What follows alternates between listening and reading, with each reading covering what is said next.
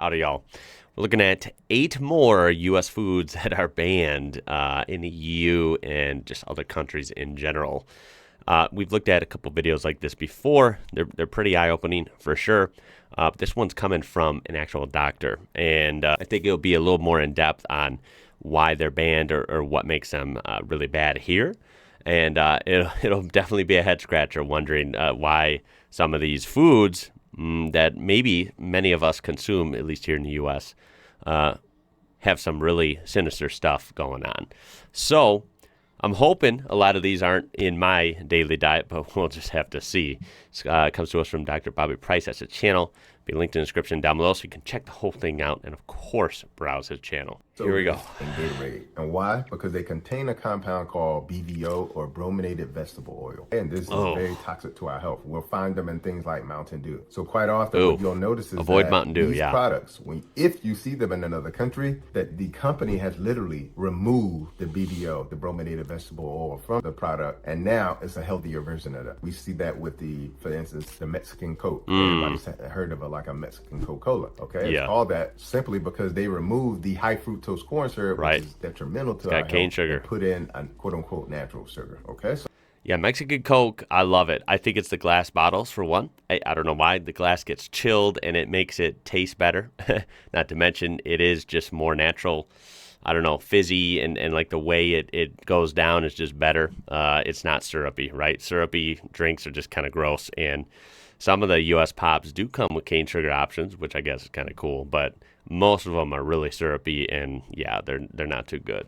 So number 1, citrus sodas, and also Gatorade. Now imagine that's that. crazy. Gatorade, we give this to athletes. They drink it during the game, during halftime, while training, and they're drinking this compound, as basically you can call it. Unfortunately, that is detrimental to their health. And number 2, that one's wild. Gatorade, at least here in the U.S., it's like so heavily marketed towards being a health drink, right? Like you're active, you're running, you're at the gym, you're a pro athlete. Like you need to have some Gatorade. You need to replenish yourself, right? Get those electrolytes replenished, stay hydrated, all that jazz. But in reality, I've heard it's pretty unhealthy. I mean, you know, you have the food dye thing, you have all these bright colors. They definitely look cool. But unfortunately, they're not as healthy as they seem. I think at the end of the day, I've heard it's better to just get some cold water, right? You're exerting a lot of energy, get some water in you, and go from there, right? I would like to know what is kind of marketed and advertised for athletes in different countries. So wherever you're watching from,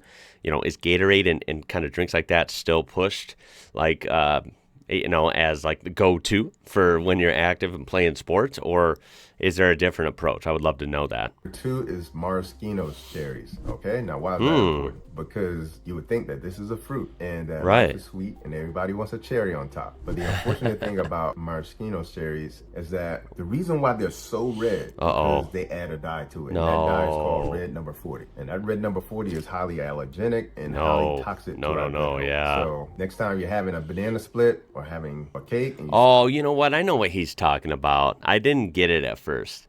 He's talking about what's pictured there. Those bright red, like almost plastic looking red cherries. Yeah, I actually don't like those. I used to have, like, every once in a while, when I was even like a kid, I guess, you know, you'd get ice cream and that was on top. I would actually pick that off because the one time I had it, I just thought it was kind of gross. I think that's what that is. Yeah, so luckily, I guess I haven't susceptible myself to those. Regular cherries, of course, are much darker, and you know, they're red, but they're not very bright red compared to something like this.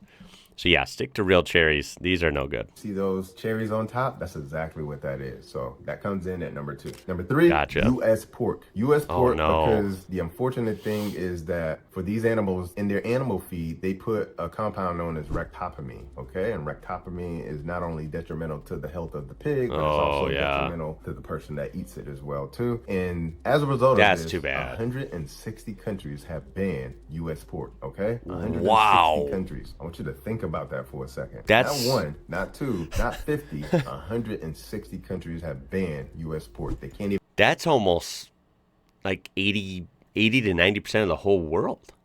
Isn't there only, depending on the source, like isn't there only like 190 to 195 countries in the world? I don't remember the exact number. 160 countries ban U.S. pork. That's a statement right there. Even import it into their countries. Okay. Number four is that U.S. sucks. corn. U.S. corn. Why? Because somewhere between 90 and 98% of all U.S. corn is genetically modified. That's one. Which means that if it's genetically modified, it's going to be heavily sprayed with pesticides, herbicides, insecticides, and fungicides. And one yummy, right? Holy crap. Yeah, I've heard, I think you could just go on forever about like the U.S. corn industry is so weird. It's just weird is the best way to sum it up. Ouch. One of those is called atrazine. And I can't atrazine imagine is an all the endocrine stuff in disruptor. these. And specifically, it sort of disrupts the endocrine system and increases estrogen in the body, which could lead to a lot of the reproductive cancers that we're seeing exploding in both men and women. In women, we're seeing breast cancer explode to exponential levels, and also cervical and ovarian cancer. In men, prostate cancers. And most of the foods are sprayed with pesticides, herbicides, insecticides. That's frustrating. Is one of the second most used pesticide after glyphosate. And so it's so important that we understand that, even corn, is on this list because it's genetically modified and it's sprayed with a chemical that disrupts your endocrine system and can lead to cancer. That's why it's frustrating. I guess just here in the U.S., speaking only from my experience here, it's like you try and do the right thing. Obviously, at the end of the day, eating a bunch of packaged stuff with the barcode is not great long term, right? You want to do the right thing and eat some fruits and veggies, and even that can be dangerous. That's what's super frustrating. You just really got to do your homework and find it's like finding a needle in a haystack, trying to find truly, healthy products that aren't totally ruined by all these different pesticides and chemicals and weird processes, right? You'd think having corn as opposed to having a bunch of candy bars and having a big old pork sandwich would be a good alternative, but even that's dangerous. It's like, the hell, man. Five is prepackaged ground beef. The ground beef that you make like a hamburger with. And why? Because with this ground beef, they use a filler in it. And that filler is called pink slime filler. And I didn't make that word up for myself. That doesn't sound good. Filler. And the reason why that's so dangerous that don't sound good at all. Pink slime filler is treated with ammonia gas. Not making that up either. Treated with ammonia gas. So as a result, prepackaged ground beef from the U.S. is banned in other countries. Number 6, farm-raised fish. Ain't nothing but to say about that. That is not surprising at all that's banned in other countries. That's just bad. Okay, why? Because the unfortunate thing is when they're farm raised, our salmons are dyed too, right? Dyed orange, methyl mercury, dioxin, and antibiotics. Oh, okay? And those too. Thinking, well, thank God I bought a wild caught salmon. Well, the unfortunate thing is that many of the products that you think are wild caught aren't actually wild caught. Yeah. And the best way I can explain that to you is I deception. Do a class with my membership program, Tribe Healing Community, and when I'm doing this class with them, we do a reading food labels class. And one of the things that I tell them is that the front of the label on any food product, that is just hype, that's to get you excited. It doesn't mean, most of it doesn't mean anything. And what I mean by that is many of the labels that they put on the front, like all natural, is not regulated. And as a result, you may be thinking that you're getting something all natural, but that's actually not a label that is regulated. Right. You take something like USDA organic, that's a regulated label. Now, albeit most of the brands still take advantage of that because USDA organic still means that only 80% has to be organic and 20% can still be whatever. But the point I'm trying to make here is what the hell, man? You're thinking you're getting something like grass-fed. That animal may have been grass-fed, but it wasn't raised grass-fed, meaning it was born into a livestock farm. Oh my God! Shoulder to shoulder, and they were fed genetically modified corn and soy, and then they took that animal at a certain age and then put it on a green pasture, let's say for 2 months. That's grass-fed, okay? Oh my God. The front of the label is what I'm trying to say, all right? Yo, the food industry is just a wreck here, man. It's just a wreck. Like, even if you're buying something organic, you don't really know. Even if you're buying, pasture-raised and grass-fed and all this stuff, is it really, how true is it? Right? It's so deceptive, man. It's just like, when did it go wrong, right? I know, I'm sorry. It's got to be by design, right? There's no way that it would actually go this wrong with a bunch of intelligent individuals from all these different companies and all these different organizations and the FDA and all this stuff, right? Of course, it's got to be by design. We all know that, right? We all know that at this point. It's not a secret. There's no way they could fuck up this badly.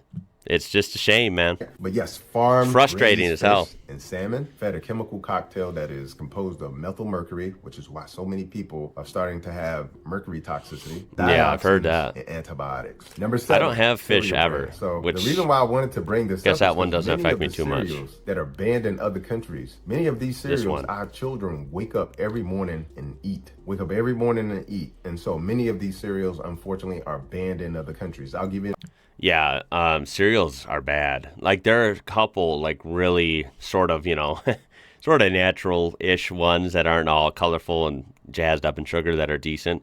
I don't particularly have cereal. It's just never been a part of my diet. I had it as a young kid, but I only stuck to, like, one or two couple, brands or whatever.